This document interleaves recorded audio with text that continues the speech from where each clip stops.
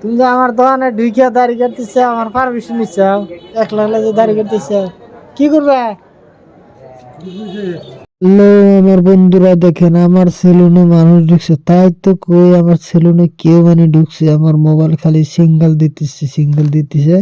ওই জন্যই দেখেন আইসাই দেখতে পাচ্ছি মানুষ। এই যে হাতে নাতে ধরছি আমি, দুজন সেলুনে আছে। দেখেন হ্যাঁ, আমি জিজ্ঞেস করতেছি যে কি কারণে আইসাও। ইনি বলতেছে দাড়ি কাট প্রয়োজনে, মগা একটা ব্লেড নিচ্ছে, পুরান ব্লেড নিয়ে দাড়ি কাটতেছে।